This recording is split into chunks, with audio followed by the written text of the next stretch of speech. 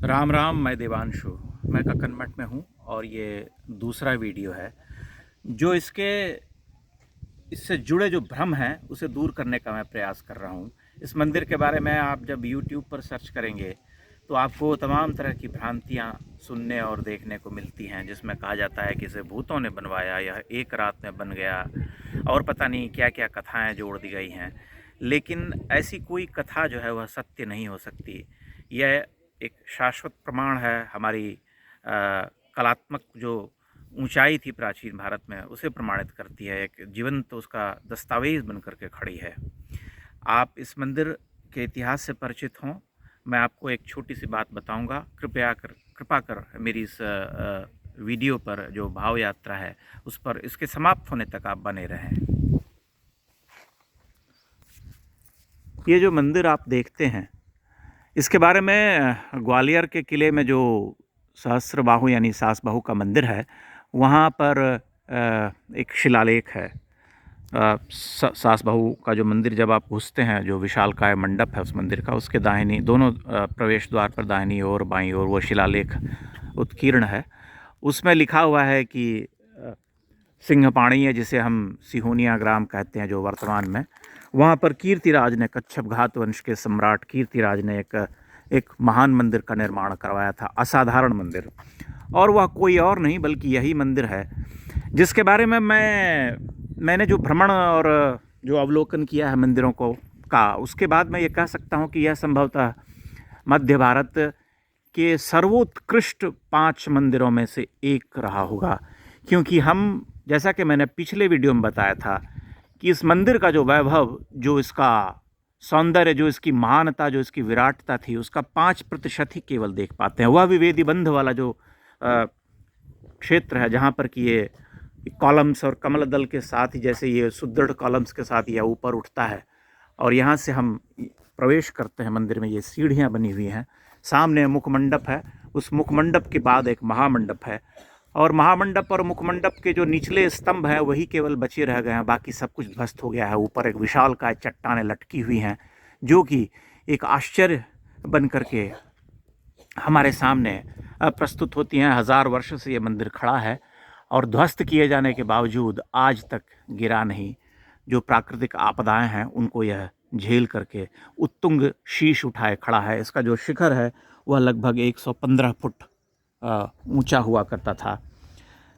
सबसे बड़ी जो बात है वह ये कि ये मंदिर जिस अधिष्ठान पर खड़ा है वह धरती से 12 फुट ऊंचा है करीब, और एक विशालकाय प्लेटफॉर्म है। संभवतः पूरे खजुराहो में आप घूम लीजिए, वहाँ विशालकाय मंदिर बने हुए हैं, अब तक बचे हुए हैं, लेकिन ऐसा कोई जगतीय अधिष्ठान आपको खजुराहो के मंदिरों में भी देखने को नहीं मिलेगा।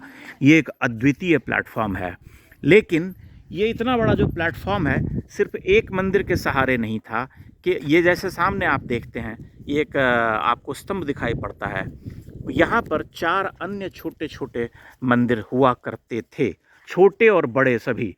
क्योंकि अभी हाल के दिनों में यहाँ खुदाई शुरू हुई है, उत्खनन का काम, और नीचे से एक विशालकाय मंदिर का प्रमाण जो है आपके सामने मिल रहा है। मैं जब पिछली बार आया था 5 महीने पहले, तब ये खुदाई नहीं हो रही थी, और अभी मैं ये देख करके चकित हूँ क्योंकि मेरे सामने ही एक अधिष्ठान जो है फिर से प्रकट हो गया है, और मंदिरों की मूर्तियाँ और वह जो है प्रस्तर खंड आदि निकल रहे हैं। इसलिए सामने बाड़ा भी लगा दिया गया है ताकि सभी लोग उस तरह से नहीं आ सकें जैसे पहले आते थे। उधर जो आप देखते हैं उस क्षेत्र में, वहाँ पर सैकड़ों की संख्या में भग्नावशेष, जिसे हम कहते हैं, मंदिरों के टूटे फूटे हिस्से पड़े हुए हैं, जो भी इस बात को प्रमाणित करते हैं कि यहाँ अन्य मंदिर रहे होंगे।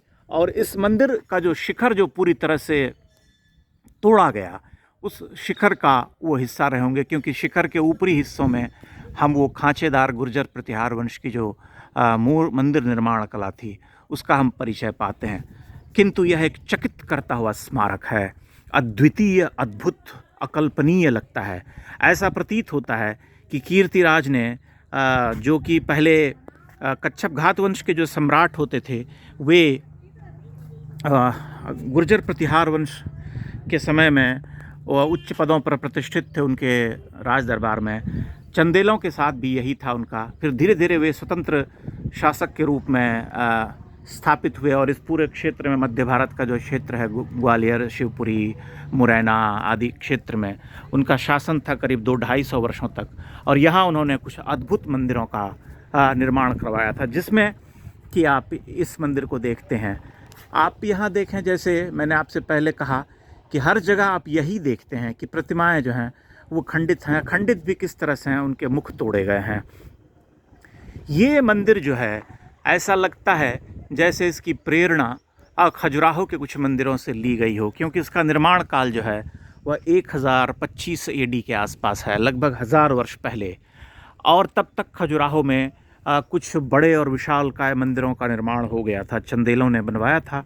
जैसे कि लक्ष्मण मंदिर जिसे हम देखते हैं, जो कि कंदरिया महादेव से 100 वर्ष पहले बना था।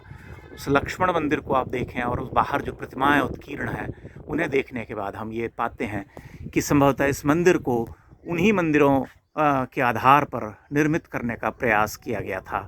और निश्चय ही कीर्तिराज ने अपने उस प्रयास में अद्भुत सफलता, एक बड़ी सफलता पाई थी। लेकिन यह मंदिर आज खंडित है, इसका ऊपरी शिखर पूरी तरह से टूटा हुआ है। हम एक आमलक देखते हैं जो कि आधा टूटा हुआ है, और वह अपने आप में ही प्रमाण है कि इस मंदिर को तोड़ा गया बड़ी निर्दयता से। लेकिन जो प्रतिमाएं यहाँ बची हुई हैं उन्हें देखना भी एक आह्लादकारी अनुभव है। जैसे यहाँ पर आप देवी की प्रतिमा देखते हैं, यह सुरक्षित रह गई है। ऐसी प्रतिमाएं कम मिलती हैं। और इस मंदिर की जो निर्माण कला है उस पर गुर्जर प्रतिहार, जिसे मैं कहता हूँ कि संपूर्ण भारत में वैसा मंदिर का निर्माण कराने वाला कोई राजवंश नहीं था। गुर्जर प्रतिहार निर्माण कला की छाप दिखाई पड़ती है। यह एक सुदृढ़ कॉलम, जिसे हम कहते हैं वेदीबंध, उसके ऊपर बना हुआ एक मंदिर है। और मैं बार बार यही सोचता हूँ कि जब यह अपने विराट रूप में रहा होगा तब इसे देखने का जो सुख होगा उसे संभवतः बयां कर पाना मुझ जैसे व्यक्ति के लिए संभव नहीं है। इसकी वास्तुकला पर बहुत लंबी बातचीत हो सकती है, बहुत लंबा वीडियो बनाया जा सकता है, किंतु फ़िलहाल अभी इतना ही। इस मंदिर की सुंदरता जो इसका निचला हिस्सा है वहीं से द्रष्टव्य है, क्योंकि ऊपर तो सब कुछ नष्ट कर दिया गया है, सिर्फ पत्थर टंगे हुए हैं। यहाँ वहाँ कुछ प्रतिमाएं झलकती हैं और उन्हीं से प्रमाण मिलता है। मैं बार बार कहूँगा कि जिन्हें भी भारत की प्राचीन महान धरोहरों से प्रेम है या उसके प्रति लगाव है, उन्हें देखने की ललक है, उन्हें यहाँ अवश्य आना चाहिए और इस अद्भुत गौरवशाली मंदिर के भग्नावशेष को देखना चाहिए, क्योंकि ये अपने आप में एक कौतुक है। इन्हीं शब्दों के साथ मैं ये वीडियो समाप्त करता हूँ और आप सभी लोगों से यही आग्रह करूँगा कि ऐसे भ्रम फैलाने वाले लोग जो कि सिर्फ सनसनीखेज बातें कहकर, बतलाकर, वीडियो बनाकर प्रचारित करते हैं कि भूतों ने बनाया, प्रेत ने बनाया, ये ऐसे लोगों को आप सपोर्ट न करें, क्योंकि इससे भारतीय जो चिंतन, जो धारा है, जो हमारी दृष्टि है, वह धूमिल होती है और इससे हमारी जग हसाई भी होती है। क्योंकि हम अपने कलावंतों का ही अपमान करते हैं, क्योंकि हम जानते हैं कि ये मंदिर किसी भूत प्रेत ने नहीं, बल्कि कलाकारों ने, हमारे राजाओं ने अपनी तपश्चर्या, अपनी साधना, अपनी लगन से बनाए थे। बहुत बहुत धन्यवाद, प्रणाम। इन्हीं शब्दों के साथ मैं विदा लेता हूँ।